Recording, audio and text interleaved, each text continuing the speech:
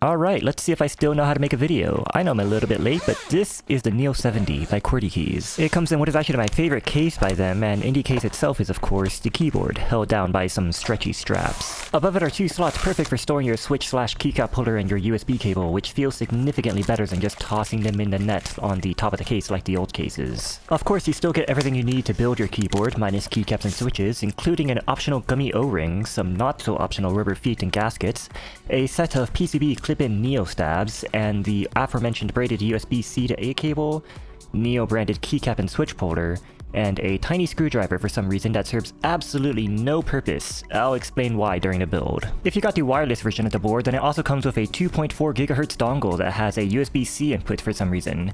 I believe people said that it's so you can plug it into your computer and move the dongle closer to your keyboard, but that's not something I personally tested. You also get a small badge of your choice to go on the back of the keyboard and your PCBs, foams, and plates. Yes, those were all plural because this board separates the main body of the keys from the navigation cluster keys, which seems strange at first, but is actually part of why this board is so easy to build. I personally opted for the very flexible palm plate, which should give it a nice bounce and a deeper sound, but you can also get this in aluminum, FR4, polycarbonate, and carbon fiber. Here's a closer look at the main PCB, and I really like the plain logo on it. It's completely unnecessary and you'll never see it again, but it adds a little bit of visual flair while not being obnoxious. I went with the PVD silver badge, but it also comes in PVD gold and black. I wish there were aluminum and copper options as well to match the weight, but it's not that big a deal. And let's finally look at the keyboard itself. That was the only time I used the included screwdriver, by the way, to pop the plastic that it came sealed in.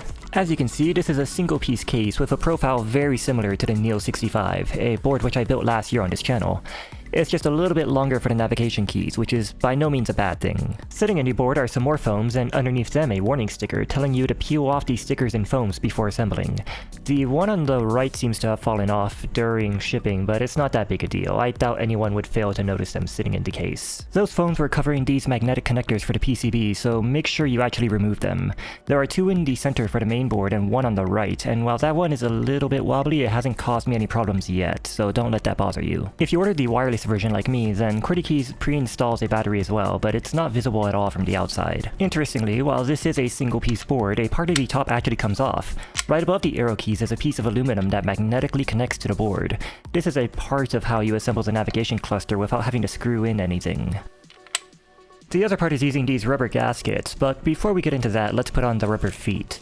These are the same feet that came with the Neo65, and you get your choice of white or black, but unlike the Neo65, they only give you feet that are filled in the center, so I wish that they just increased the surface area of the rubber that contacts your desk as well. Though to be fair, despite their small size, they haven't been a problem for me on this board or the 65. Applying the feet is easy enough, you just peel them off and stick them in the holes.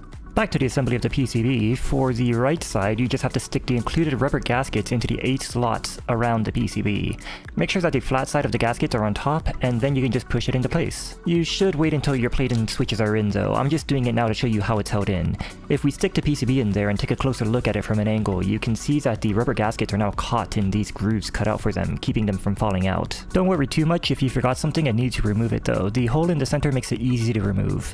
You could try to use your fingers to pull it out, but I found that using the switch side as a keycap holder works much better. The main PCB has no such holes though, so be more careful when assembling that side. But before we assemble anything, we're going to need some switches, and that's where these come in, the B-Sun Paradise Island Pre-Lube Linear Switches by Rusty Axis. These are about 46 cents a switch with a bottom out force of 50 grams and a total travel of 3.2 millimeters, but more importantly to me, they're very pretty. I mean, just look at them.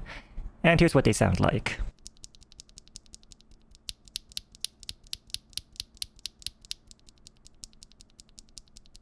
When installing your switches, please remember to support them from the back, and if needed to, push the plate up to the switches. Some of the more flexible plates may require you to do this. Now that we have the right PCB assembled, we can just push it into place. Easy. No fiddling with JST or ribbon cables required. Just plop the magnetic top part on and we can move on to the main part of the PCB. Unlike the right side, the left PCB is going to need some stabilizers for your wider keys. Bad news is that you have to use clip-in stabs on this board, but the good news is that the included Neo stabs are nearly perfect. I've built this board months ago, putting almost no effort into tuning them besides applying lube, and I've yet to notice a single issue with them. These are pre-clipped, so you don't have to do any modifications either. Now, it was in the middle of clipping in my stabilizers that I ran into my first and only real issue. It completely slipped my mind that the first batch of these PCBs actually had a pretty severe defect in that one of the holes were missing, so you couldn't actually assemble the whole board. You can see which hole I'm talking about in the replacement PCB that they sent me, free of charge of course. I want to stress that this is only a problem on the very first batch of PCBs and that they did do right by the customers. So if you buy a Neo70 now, you're unlikely to run into the same issue, but it did somewhat sour my impressions of Keycaps as a keyboard company that could do no wrong. Anyways, back to the build. You could choose to mount this doing the same thing as the other side by inserting the rubber gaskets all around the edge, but I decided to use the included gummy O-ring just to add a bit of variety. If you choose to do this, then this has to be done after your switches are in, by the way. It's a bit more of a pain to do, but I'm making it look much harder than it really is. The idea is that you just wrap the O-ring around your PCB, making sure that the whole thing is spaced evenly. The O-ring should sit in between the PCB itself and the plate as I'm about to show. Incidentally, the fact that you can use an O-ring is why this keyboard needs to use clip-in stabs. I'm not really sure what the advantage is and why you would choose to use one over the other, but let me know in the comments if you have a preference and why. But regardless of which method you're using to mount this, at this point the main body of the PCB is complete and we can finish assembling our board. All we have to do now is slide it into place and the build is nearly complete, and I have to say that this was the easiest keyboard build that I've ever done. The screwdriver was completely unnecessary, so I'm not even sure why it was included.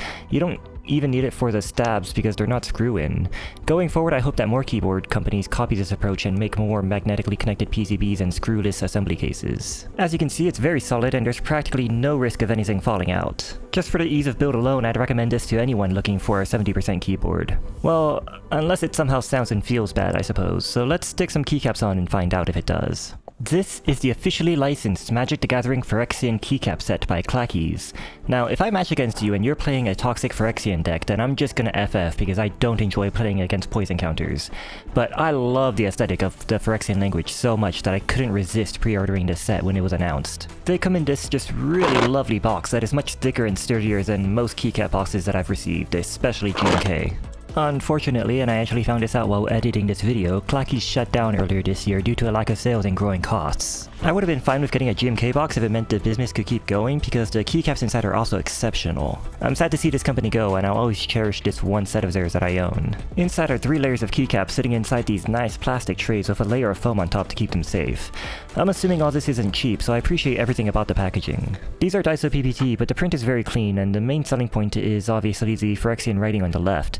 I believe these characters actually correspond with how you type Phyrexian on your keyboard if you're using the font. What's cooler is that most of the keys with words on them also have that word written in Phyrexian in red, and the whole thing is just super well designed and aesthetic. The enter key is particularly noteworthy as it says all will be one underneath. You also get some super cool novelties, and I believe these are big deal named characters in Phyrexian society. I don't actually know enough about their lore to recognize them, but let me know if you can. My only real complaint about this set is that those keys are obviously either supposed to go on your F row or number row, and this set's keys gets darker as it goes up.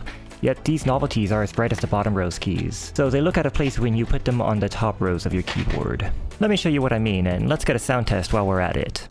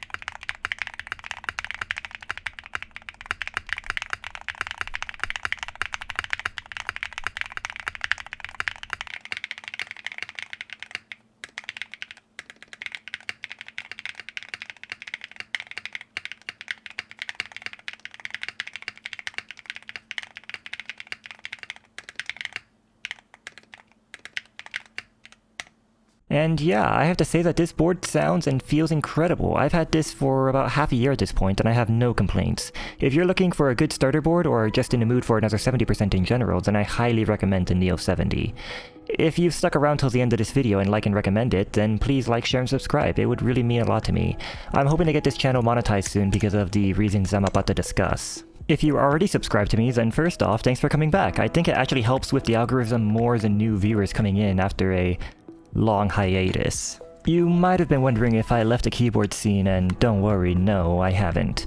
But to be frank, I was just too, for lack of a better word, depressed to make a video or even build another board. See, at the end of last year, I found out, though I wasn't supposed to, that I'd be losing my job in 2024, not because I was getting fired or anything. In fact, it was quite the opposite. I was getting a promotion, but the physical location I was working at would be shutting down and moving across the country, and while I was eventually invited to move with it, my circumstances prevent me from doing that.